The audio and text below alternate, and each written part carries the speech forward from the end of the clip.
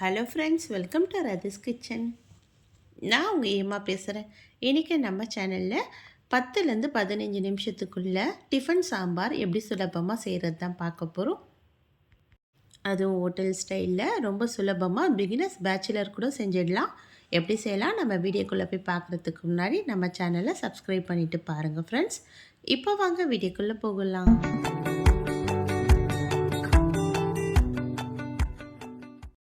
Friends, இந்த tiffin sambar செய்கிறதுக்காக இப்போ ஸ்டவ்வில் இது போல் ஒரு குக்கர் வச்சிடலாம்.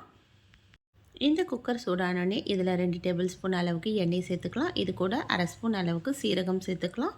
இப்போ இந்த சீரகம் பொரிஞ்சு வரட்டும். பொரிஞ்சு வந்ததுக்கப்புறமா இது போல் மீடியம் சைஸ் வெங்காயம் 2 எடுத்து ஸ்லைஸ் பண்ணி சேர்த்துக்கிறேன். பெரிய வெங்காயமாக இருந்தால் ஒரு வெங்காயம் இது போல் நீட்டு வாக்கில் கட் பண்ணி சேர்த்துக்கலாம்.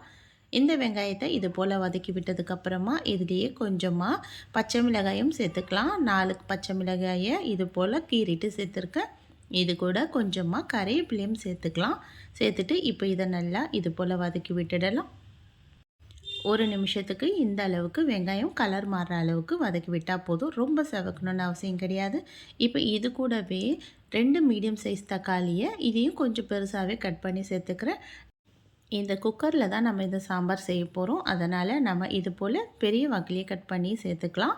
இந்த தக்காளி சேர்த்துட்டு இதையும் 1 நிமிஷம் வதக்கி விட்டதுக்கப்புறமா இப்போ நம்ம இதில் கத்திரிக்காய் சேர்த்துக்க போகிறோம். இதில் 4 கத்திரிக்காயை இது போல் சின்ன சின்னதாக கட் பண்ணிவிட்டு தண்ணியில் போட்டு வச்சுருக்கேன் கருக்காமல் இருக்கிறதுக்காக.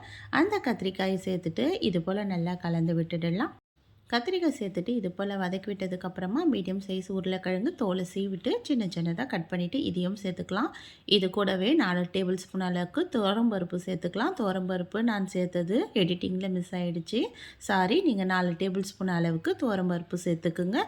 இது கூடவே தேவையான அளவுக்கு உப்பு, மஞ்சள் தூள் சேர்த்துக்கலாம். மஞ்சள் தூள் 1/4 ஸ்பூன் அளவுக்கு சேர்த்துக்கிறேன். 1 டேபிள் ஸ்பூன் அளவுக்கு குழம்பு மிளகாய் தூள், இது கூடவே அரை ஸ்பூன் அளவுக்கு சாம்பார் பவுடர் சேர்த்துக்கலாம். சேர்த்துட்டு இப்போ இதை போல் ஒரு முறை கலந்து விட்டுட்டு இதில் 1/4 லிட்டர் அளவுக்கு தண்ணி சேர்த்துக்கலாம். தண்ணி சேர்த்துட்டு இதையும் நல்லா இது போல் கலந்து விட்டுக்கலாம். நம்ம கலந்து விடும்போது இந்த காயெல்லாம் நல்லா உள்ளே இருக்கணும். இந்த தண்ணி கொஞ்சம் மேலே அதிகமாக தெரியணும். இது கூடவே ஒரு சின்ன நெல்லிக்காய் சைஸ் அளவுக்கு புளி சேர்த்துட்டு இது கூட 1 டேபிள் ஸ்பூன் அளவுக்கு நெய்யும் சேர்த்துக்கலாம். நெய் சேர்த்துட்டு இப்போ உப்பு மட்டும் கரெக்டாக இருக்கான்னு செக் பண்ணிவிட்டு இதை குக்கரை நம்ம மூடி விட்டுடலாம். குக்கர் 4-5 விசில் விட்டு இந்த விசில் தானாக ரிலீஃப் ஆகி வரட்டும். அது வரைக்கும் வெயிட் பண்ணுவோம். விசில் வந்ததுக்கப்புறமா இதை நல்லா நம்ம கடைஞ்சி எடுத்துக்கலாம்.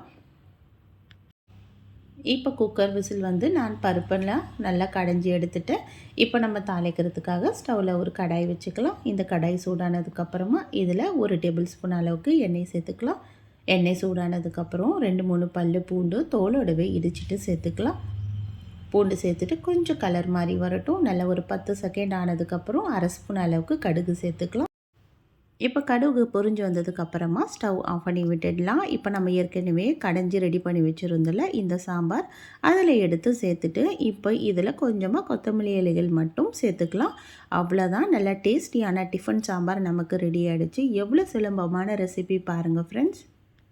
ஹோட்டல் ஸ்டைலில் டிஃபன் சாம்பார் ரொம்ப சுலபமாக ரெடி பண்ணிட்டோன்னா கண்டிப்பாக நீங்களும் ட்ரை பண்ணி பாருங்கள் ஃப்ரெண்ட்ஸ். ட்ரை பண்ணி பார்த்துட்டு எப்படி இருக்குன்னு மறக்காமல் கமெண்ட் பண்ணுங்கள். இந்த வீடியோ பிடிச்சிருந்தால் லைக் பண்ணுங்கள். தேங்க்யூ.